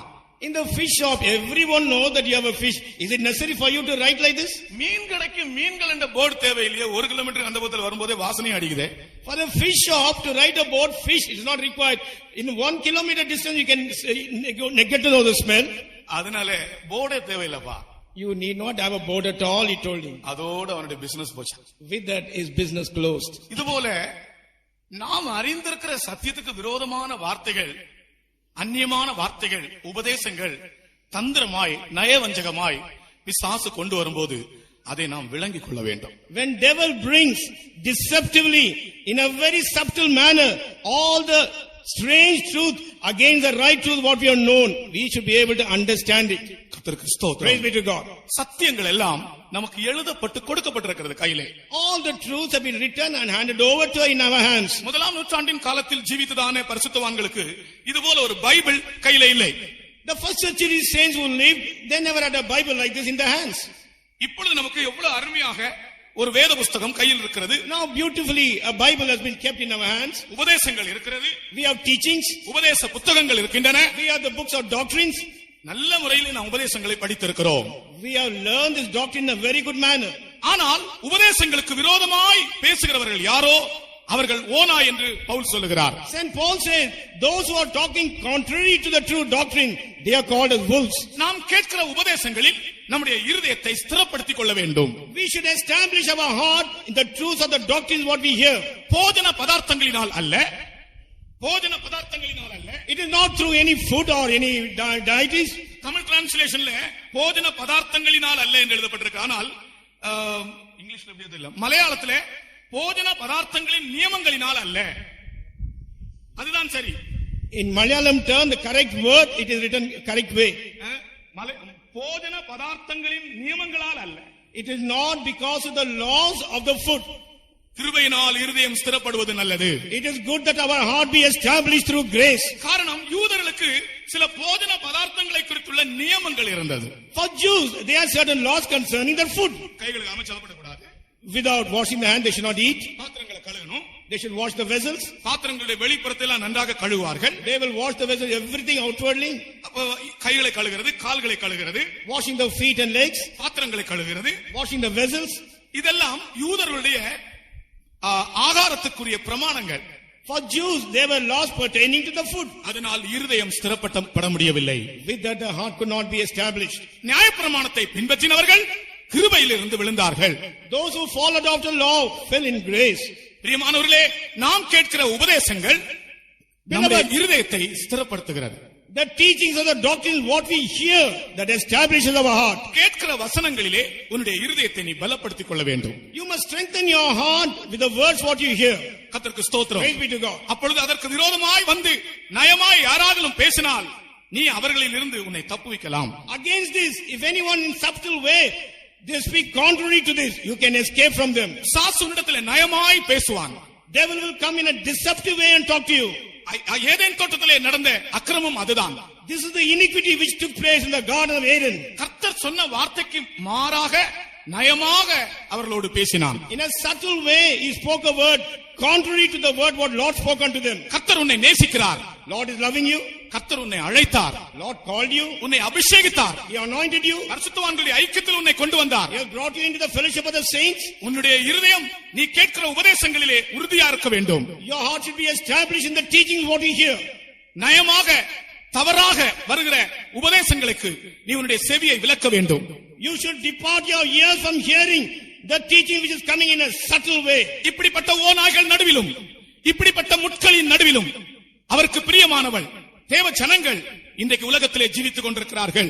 People of God is beloved on this earth you are living among the wolves and this kind of thorns. அவர்களுக்கு தான் இயேசு சொன்னார், உங்களை நான் திக்கற்றவர்களாக விட மாட்டேன். And unto them only Jesus said, I will not leave you உங்களை comfortless. நான் அநாதைகளாய் விட I மாட்டேன். will not leave you fatherless. உங்களை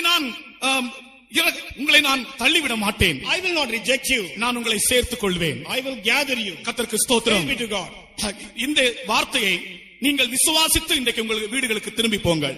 You must believe these words and thus you should return back to your houses. கர்த்தராகிய இயேசு கிறிஸ்து அநாதைகளின் சொந்தமாக இருக்கிறார். Lord Jesus Christ, He owns the fatherless. உங்களுக்கு தெரியுமே, எபிரேயன் என்ற வார்த்தை முதலாவது ஆபிரகாமுக்கு கிடைத்த வார்த்தை.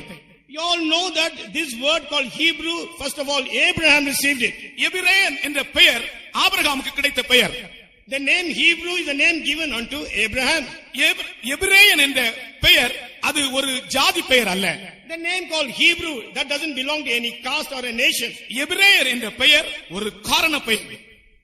ஒரு காரண பெயர். The name Hebrew, it came by a reasoning. ஆனால் பின் நாட்களிலே எபிரேயன் என்ற பெயர் ஒரு ஜாதிக்கு பெயராய் மாறிவிட்டது. In the latter days, the name of Hebrew came unto a nation. Hebrew என்று சொன்னால் பரதேசி என்ற அர்த்தம். Hebrew means a stranger. கர்த்தருக்கு ஸ்தோத்திரம். Praise be to God. ஒரு பரதேசி. He is a stranger. இந்த உலகத்திலே பரதேசிகளாய் ஜீவிக்கிறவர்கள் எல்லாரும் எபிரேயர்கள் தான். On this earth, all those who live as strangers or pilgrims, they are Hebrews. அவர்களுக்கு கர்த்தர் சொல்லுகிறார், உங்களை நான் திக்கற்றோர்களாய் விடேன். To them the Lord says, I will not leave you fatherless. உங்கள் இருதயம் கலங்காதிருப்பதாக. Let not your heart be troubled.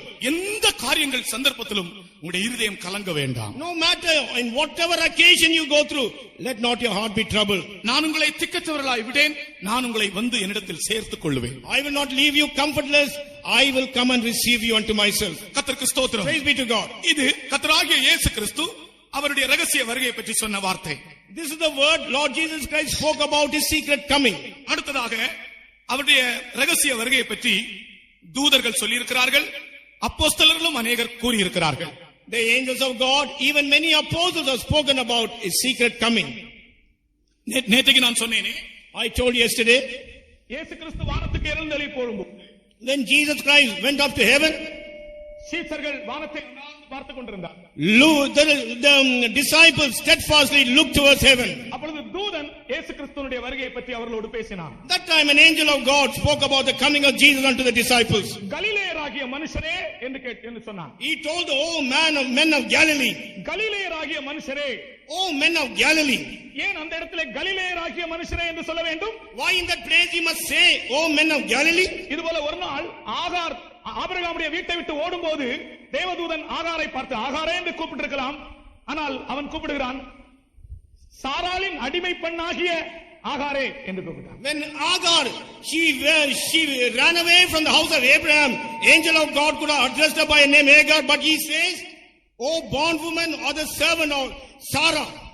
பிரியமானவர்களே, சாராளே ஆகாரே என்று கூப்பிட்டிருக்கலாம், ஆனால் அவன் கூப்பிடுகிறான் சாராளின் அடிமை பெண்ணாகிய ஆகாரே என்று கூப்பிட்டான். He could have told her Agar, but he says bondwoman who is the servant of Sarah. ஏன்? அதற்கு ஒரு காரணம் உண்டு. Because there is a reason for that. நீ சாராளின் அடிமையாக இருக்க உனக்கு விருப்பம் இல்லை, அதனால் தான் நீ ஓடுகிறாய். தேவதூதன் கூப்பிடுகிறான் சாராளின் அடிமை பெண்ணாகி ஆகாரே, You don't like இன்னும் அடிமையாக இருக்க வேண்டும். You don't like to be a servant unto Sarah, that's why you are running away from the angel of God says, thou bondwoman who is the servant of Sarah, now you are running away, he says. கலிலேயராகிய மனுஷரே என்று தேவதூதன் கூப்பிடும்போது அதுல ஒரு உள் நோக்கம் உண்டு. When the angel of God says, "Oh men of Galilee," there is an inner meaning behind it. தூதன் கலிலேயர் என்று சொல்லும்போது, when the angel of God says Galilee, இவர்கள் எல்லாரும் தங்களுடைய அழைப்பை பின்னே திரும்பி பார்க்க வேண்டும். all these people once again should look back towards the calling. கர்த்தருக்கு ஸ்தோத்திரம். Praise be to God. இவருடைய இருதயம் கலங்குகிறது. Their hearts are getting troubled. தாங்கள் நம்பி வந்தவர் இப்படி வானத்திலே ஏறி போய்விட்டார். Person whom they trusted, now he rose to heaven. இவரை நம்பி தாய் தகப்பனை விட்டோம், Trusting in him, we left our father and mother. இவரை நம்பி வீடு வாசலை விட்டோம், Believing in him, we left our houses and other things. இவரை நம்பி எல்லாவற்றையும் வெறுத்து வந்தோம். Believing, we forsook everything and came forward. இப்பொழுது இவர் நம்மை விட்டு பரலோகத்துக்கு எழுந்தருளி போகிறாரே. Now he has gone to heaven, leaving us. உண்மையாகவே இருதயம் கலங்கத்தானே செய்யும். Definitely, the heart will get troubled. வானத்தை அண்ணாந்து பார்க்கிறார்கள், கைவிடப்பட்டவர்கள் போல. As a forsaken people, steadfastly, now they are looking towards heaven. அந்த சந்தர்ப்பத்திலே தூதன் கூப்பிடுகிறான், கலிலேயராகிய மனுஷரே. During that occasion, angel of God tells them, "O men of Galilee." கலிலேயர் என்ற வார்த்தை கேட்கும் போதே இவர்கள் என்ன நிலைமையில் இருந்து கர்த்தர் இவர்களை அழைத்தார், எதற்காக அழைத்தார் என்றெல்லாம் அவருடைய இருதயத்துக்குள் திரும்பி ஒருமுறை அவர் சிந்திக்க ஒரு இடம் உண்டாக்கினான். As soon as they heard the term Galilee, the disciples were able to think on which situation, on what condition Lord called them. They began to think about it. அவர் தூதன் சொல்கிறான், திரும்பவும் அவர் வருவார் என்று.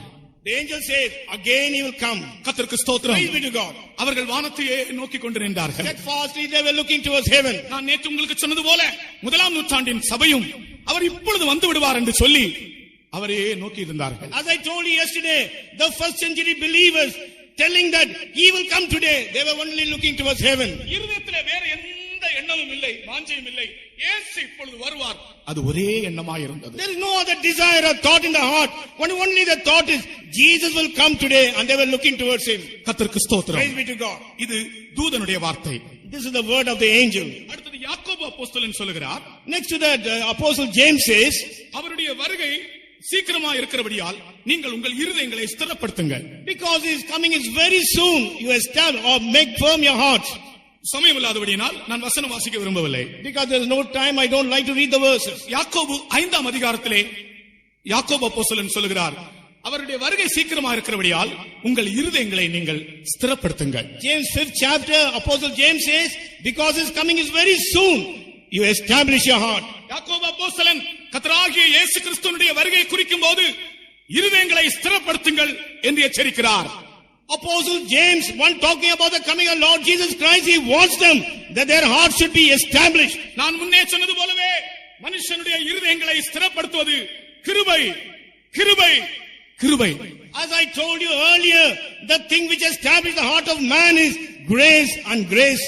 ஒவ்வொரு நாளும் புதிய கிருபைகளை கர்த்தர் நமக்கு தந்து கொண்டே இருக்கிறார், நம்முடைய இருதயங்களை ஸ்திரப்படுத்தும்படியாக. Every day God is granting us new graces in order to establish or make firm the heart. நீங்கள் தீர்மானங்களில் உறுதியாயிருங்கள், உங்களுடைய பிரதிஷ்டைகளில் உறுதியாயிருங்கள். உங்களுடைய இருதயம் வழுகி போக வேண்டாம். கிருபையினாலே உங்களை ஸ்திரப்படுத்திக் கொள்ளுங்கள். இயேசுனுடைய வருகை சீக்கிரமா இருக்கிறது என்று யாக்கோபு கூறுகிறார். Be steadfast in your decisions. Be steadfast in your consecration. Let not your heart be troubled. Jesus Christ will come very soon.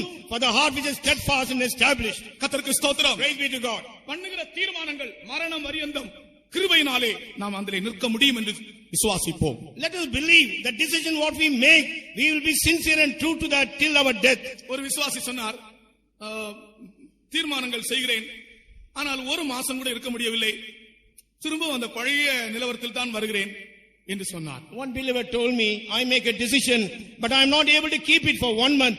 Once again, I go back to the same old thing. அவருக்கு ஒரே ஒரு பதில், கிருபை உங்களுடைய இருதயத்தை ஸ்திரப்படுத்துகிறது. Only one answer unto him is that grace will establish or make your heart steadfast. கர்த்தருடைய கிருபை விசுவாசிக்கிறவர்கள் எல்லாரும் ஒரு அல்லேலூயா சொல்லுவோம். Those who believe the grace of God, அல்லேலூயா. நாம் ஜீவிக்கிறது கிருபையினாலே. we are living is only by the grace. அடுத்தது பேதுரு அப்போஸ்தலன் சொல்கிறார், Next to that apostle Peter says, நாங்கள் அவருடைய வருகையை பற்றி மாத்திரமல்ல அவருடைய வல்லமையை பற்றி உங்களுக்கு அறிவித்தோம். not only about his coming, but we made manifest unto you about his power also. 2 பேதுரு 1 அதிகாரம் 16 வசனம். 2 Peter 1:16. நாங்கள் தந்திரமான கட்டுக்கதைகளை போதும், பைபிள் வாசிக்க வேண்டாம். நீங்கள் அவர்களே எடுத்துக்கொள்ளுங்கள், அவரவர்களே அந்த வசனத்தை எடுத்துக்கொள்ளுங்கள். நாங்கள் கர்த்தருடைய வருகையை பற்றியும் அவருடைய வல்லமையை பற்றியும் உங்களுக்கு அறிவித்தோம். We untold unto you about the coming of the Lord and about his power. அதிலிருந்து நாம் விளங்கிக் கொள்வது என்ன?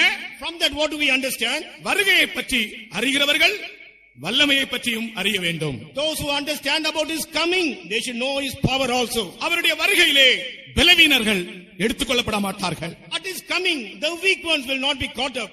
ஆயினால் பலவீனமான ஒரு மனிதனை ஆண்டவருடைய வல்லமை பலப்படுத்துகிறது. Therefore, for a weak man, the power of God strengthens him. என்னை பலப்படுத்துகிற கிறிஸ்துவினாலே எல்லாவற்றையும் செய்ய எனக்கு பலன் உண்டு என்று பவுல் கூறுகிறார். Saint Paul says, I can do everything through Christ who strengtheneth me. சகோதரனே, சகோதரியே, நீ ஒரு பலவீனமான ஆள்தான்.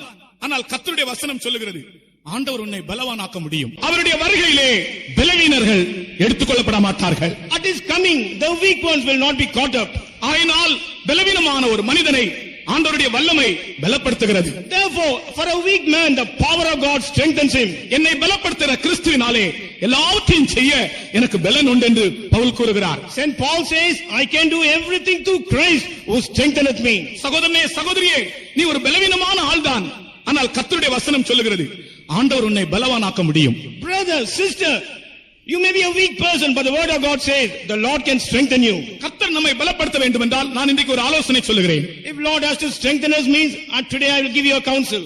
நம்முடைய பலவீனம் என்ன என்பதை நாம் நன்கு அறிய வேண்டும். We should know very clearly as to what is our weakness. இந்த நீதிமொழிகளில் ஒரு வசனம் உண்டு, பூமியிலே மகா ஞானம் உள்ளவைகள் 4 உண்டு என்று.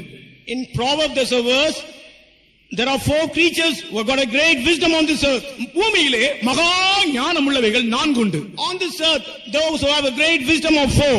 அந்த 4னுடைய மகா ஞானம் என்ன தெரியுமா? You know what is the wisdom of those great 4?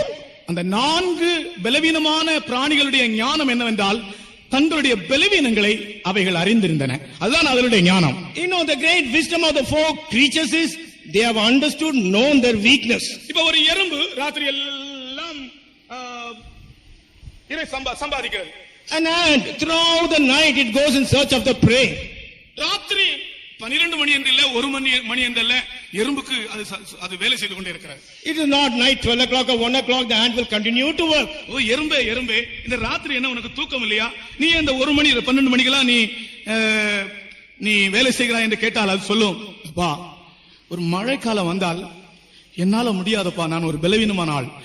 அதனுடைய பலவீனம் என்ன என்பதை அது அறிகிறது. அதுதான் ஞானம். உன்னுடைய பலவீனம் என்ன என்பதை நீ அறிந்தால் அதுதான் உன்னுடைய ஞானம். If you go and ask ant, it is 1 o'clock, it's midnight 12 o'clock, why are you going like this?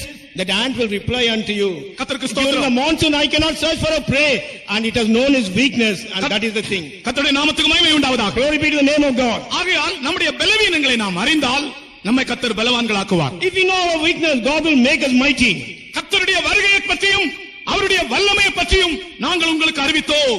We told you unto you about his coming and about his power. அடுத்தது யோவான் அப்போஸ்தலன் சொல்கிறார், Next to that apostle John says, அவருடைய வருகையை பற்றி, concerning his coming, பிள்ளைகளே அவர் வெளிப்படும் போது நாம் அவருடைய சமூகத்தில் தைரியமாக இருக்க வேண்டும் என்று சொல்லுகிறார். he says, children, when he appears, we should be bold in his presence. 1 யோவான் 2 அதிகாரம் 28 வசனம். 1 John 2nd chapter verse 28. அவருடைய வருகையிலே நாம் தைரியமுடையவர்களாக இருக்க வேண்டும். At his coming, we should have confidence or boldness. இந்த இடத்திலே தைரியம் என்பது குற்றமற்ற மனசாட்சியை காண்பிக்கிறது. In this place, boldness talks about conscience void of offense. கர்த்தருடைய வருகைக்காக காத்திருக்கிற அனைவரும் குற்றமற்ற இருதயத்தை காத்துக்கொள்ள வேண்டும். Those people who are waiting for the coming of the Lord, they should preserve the heart void of offense. கர்த்தருக்கு ஸ்தோத்திரம். Praise be to God. என்னில் நான் ஒரு குற்றத்தையும் அறியேன் என்று சொன்ன பவுலை போல ஒரு நல் மனசாட்சியை இந்த கடைசி காலத்திலே நாம் பெற்றுக்கொள்ள வேண்டும். As St. Paul says, I find no fault in me. The same good conscience, we should preserve it in these last days.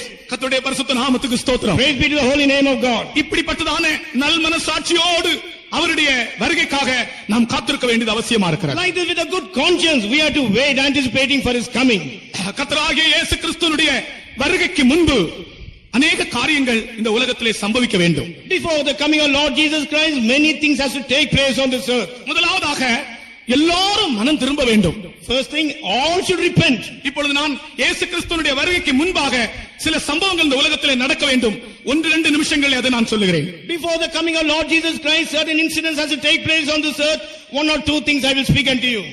எல்லா மனுஷரும் மனம் திரும்ப வேண்டும் என்று அவர் விரும்புகிறார். He desires that all men should repent. நோவாவின் காலத்தில் 100 வருஷத்திற்கு மேல் ஆண்டவர் பொறுமையாக இருந்தார். During the time of Noah, for almost 100 years, Lord was patient. இன்றைக்கு ஆண்டவருடைய நீடிய பொறுமை அதைவிட நீளமானதா இருக்கிறது. Today, the long suffering of Lord Jesus Christ is greater than that. நோவாவின் காலத்தில் மனம் திரும்பும்படியாக 100 வருஷங்களுக்கு மேல் அவர் காத்திருந்தார். During the time of Noah, Lord was waiting for more than 100 years that the people may repent. இன்றைக்கு அதைவிட அதிக நீடிய பொறுமையோடு இருக்கிறார். Today, he is having long suffering concerning us. எல்லாரும் மனம் திரும்பும்படியாக That everyone may repent. உங்களுக்கு தெரியுமே, இன்றைக்கு உலகம் முழுவதிலும் கிறிஸ்து இல்லாமல் ஒரு நாள் 1,25,000 பேர் கிறிஸ்து இல்லாமல் மரிக்கிறார்கள் என்று கணக்கு போட்டிருக்கிறார்கள். You know, people are counted that on this earth almost more than 1,25,000 people, they are dying without knowing Christ. 1,22,000 பேர் கிறிஸ்து இல்லாமல் அனுதினமும் உலகத்தில் மரித்துக் கொண்டிருக்கிறார்கள். Every day 1,28,000 people without the knowledge of Christ, they are dying on this earth. இவர்களுக்காக அழுகிறவர்கள் யார்? Who are weeping for these people? எல்லாரும் மனம் திரும்ப வேண்டும் என்றால் இவர்களுக்கு சுவிசேஷத்தை எடுத்து செல்கிறவர்கள் யார்? If everyone has to repent, means who can proclaim the gospel unto these people? பாவத்தில் ஜீவிக்கக்கூடிய ஜனங்களுக்காக பரிதபிக்கிறவர்கள் எத்தனை பேர்? Those who are living in sin, how many are there to have compassion towards them? பிரியமானவர்களே, நாம் அனைவரும் பாவ மன்னிப்பை பெற்ற நாம் அனைவரும் இயேசு கிறிஸ்துவினுடைய வருகைக்காக காத்திருப்பது ஒரு பகுதி. ஆனால் பாவத்திலே வாழ்கிற ஜனங்களுக்காக நாம் எல்லாரும் புலம்ப வேண்டியது அவசியமா இருக்கிறது. Beloved people, we who are receive the forgiveness of sins, on one side we are waiting for the coming of Lord Jesus Christ, but on the other side we must weep for those people who are not known Christ. David Livingstone என்பவர் இப்படி சொல்லுகிறார். David Livingstone என்பவர் இப்படி சொல்லுகிறார். David Livingstone, he says in this manner, ஆண்டவரே, இந்த உலகத்தின் பாவ காயங்கள் எப்பொழுது ஆறும் என்று கேட்கிறார் அவர். he said, Lord, the wounds of sin on this earth, when it will get healed? இந்த உலகத்தின் பாவ காயங்கள் எப்பொழுது ஆறும் ஆண்டவரே? When the wounds of sin will get healed, Lord? உலகத்தில் எத்தனையோ பேர் பாவ காயங்களோடு ஜீவிக்கிறார்களே. On this earth many people are living with this wound of sin. இவர்களுக்காக பரிதபிக்கிறவர்கள் எத்தனை பேர்? How many can have pity on these people? இன்றைக்கு ராத்திரியே நாம் முழங்கால் நிற்போம். In this night, let us all be on our knees. பாவிகளுக்காய், அழிந்து போகிறவர்களுக்காய், அவர்களுடைய மனம் திரும்புதலுக்காய் ஆண்டவரை நோக்கி டேவிட் லிவிங்ஸ்டனை போல நாம் கேட்போம், ஆண்டவரே, உலகத்தின் பாவ காயங்கள் எப்பொழுது ஆறும் என்று ஆண்டவரிடத்திலே கேட்போமாக. For sinners and for those who are getting destroyed, like David Livingstone, let us also be on our knees and ask the Lord, when the wound of sin will get healed? எத்தனையோ ஆத்துமாக்கள் மாண்டு போகிறார்களே. So many souls are perishing. அவர்களுக்காக நான் ஜெபிப்பேன் என்று தீர்மானம் செய்வோம். Let us make a decision, Lord, I will pray for them. அழுவேன் என்று தீர்மானம் செய்வோம். Let us make a decision, Lord, I will cry for them. கர்த்தருக்கு ஸ்தோத்திரம். Praise be to God. கர்த்தராகிய இயேசு கிறிஸ்து சீக்கிரம் வரப்போகிறார். Lord Jesus Christ is going to come very soon. இதனுடைய மீதி உள்ள காரியங்களை கர்த்தருக்கு சித்தமானால் நான் நாளைக்கு சொல்லுகிறேன். The rest of the things, if it is the will of God, I will tell you tomorrow. நான் உங்களை திக்கற்றவர்களாய் விடேன். I will not leave you comfortless. நான் உங்களை ஆறுதலற்றவர்களாய் விடேன். I will not leave you fatherless. நான் உங்களை அநாதைகளாய் விடேன். I will not leave you orphans. இந்த வாக்குத்தத்தத்தை நாம் எல்லாரும் விசுவாசித்து திரும்பி போவோமாக. Let us all believe these promises and return back. இயேசு சீக்கிரம் வரப்போகிறார். Jesus is going to come soon. விசுவாசத்தோடு கொஞ்ச நேரம் ஸ்தோத்திரம் பண்ணி பரிசுத்த ஆவியால் நிரம்புங்கள். With faith, let us praise God for some time and get filled in the Holy Spirit. ஆமென். இயேசு சீக்கிரம் வரப்போகிறார். Jesus is going to come soon. இயேசு கிறிஸ்துவினுடைய வருகையை எதிர்நோக்கி இருக்கிற ஜனங்கள் எல்லாரும் ஸ்தோத்திரம் செய்து அவருக்குள்ளே மகிழ்ந்து களி கூறுங்கள். Those who are anticipating coming of Lord Jesus Christ, praise God and rejoice in Him. Hallelujah. Amen. எல்லாரும் ஸ்தோத்திரம் பண்ணி சந்தோஷப்படுங்கள். All of you praise God and rejoice. ஆண்டவர் தந்த ரட்சிப்புக்காக, For the salvation Lord has given unto you. ஆண்டவர் தந்த விடுதலைக்காக, For the deliverance Lord has given unto you. ஆண்டவர் தந்த வியாதி குணமாகுதலுக்காக, Lord, for the healing of sickness what God has given unto you. ஆண்டவர் கட்டுகளை அவிழ்த்தபடியால் That he may break the bindings. கர்த்தரை எல்லாரும் நன்றியோடு ஸ்தோத்திரம் பண்ணுவோம். With a great gratitude let us all praise God. இரண்டாம் வருகையும் சமீபம், பல ஆண்டாக எச்சரித்தும் வாரார்.